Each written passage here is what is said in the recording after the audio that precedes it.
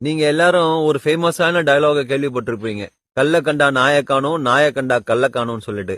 அதுக்கான உண்மையான அர்த்தம் என்னன்னு சொல்லிட்டு என்னைக்காவது நீங்க யோசிச்சு பார்த்திருக்கீங்களா? அது ஏதோ கல்லெடுத்து நாய அடிக்கிற சமாச்சாரம்பா அப்படின்னு சொல்லி கடந்து போயிடுவீங்க.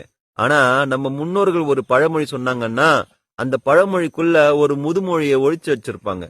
அந்த காலம் தொட்டே இந்த காலம் வரைக்கும் சொல் மறுதல் அப்படிங்கிறது ரொம்ப யதார்த்தமான ஒரு விஷயமா இருக்குது.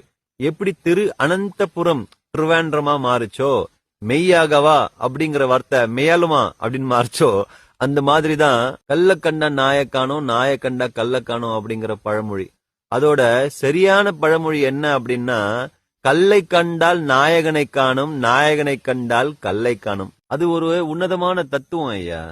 கல் என்பது இந்த கோயில்கள்ல சிலையா இருக்கிற கல்லத்தான் குறிப்பிடுறாங்க. அந்த கல்லை மட்டுமே நீங்க சாமியா வணங்குனீங்கன்னா அங்கதான் உங்களுக்கு கல்லு மட்டும் தெரியும். அங்க நாயகன் என்னும் கடவுள் உங்களுக்கு தெரிவதில்லை. ஆனா எப்போ அந்த கல்லு நீங்க கல்லா மாறும் தத்துவத்தை உணர்த்துது அப்படிங்கிற உண்மையை தெரிஞ்சுக்கிறீங்களோ அந்த இடத்துல உங்களுக்கு கல் தெரிய போறது இல்ல, அங்க கடவுள் தான் தெரியும். ஆக நாய் என்பது நாயகனை குறிக்கும் அல்லது நாயகியை குறிக்கும். நாயகன் நாயகி ரெண்டு பேரும் ஒண்ணுதானே. ஆனா நீங்க அந்த கடவுளா ரெப்ரசென்ட் பண்ணி வச்சிருக்கிற கல்ல மட்டும் தான் பார்த்து கும்பிடுறீங்க. அப்போ உங்களுக்கு உண்மையான மெய்க்கடவுள் யாருன்னு தெரிய போறதில்ல.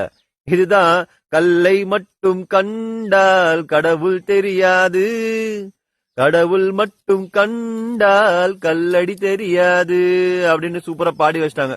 ஆக கல்லுக்குள்ள கடவுள் ஒளிஞ்சுகிட்டு இருக்கு, அந்த கடவுளுக்குள்ள கல்லு ஒளிஞ்சுகிட்டு இருக்கு. அதனாலதான் கல்ல கண்டா நாயக்கானோ நாயக்கண்டா கள்ளக்கானோன்னு சொல்லி சொல்றாங்க. ஆனா நீங்க அந்த கல்லுக்குள்ள இருக்கிற கடவுளை பார்க்க ஆரம்பிச்சிட்டீங்கன்னா அங்க உங்களுக்கு அந்த கல்லு தெரியாது, அங்க கடவுள் தான் தெரியும். அங்க அந்த ஆதி பராசக்தியான நாயகன் தான் தெரியும். இந்த மாதிரியான பல தத்துவங்களை எப்படி நமக்கு திருச்சி மடை மாத்தி சொல்லி கொடுக்கப்பட்டிருக்குங்கிற ஒரு லிஸ்ட் எடுத்து உங்களுக்கு பிற்காலத்துல விலாவாரியா சொல்லி கொடுக்கறேன். சிவ சிவா யாரஹாராய்.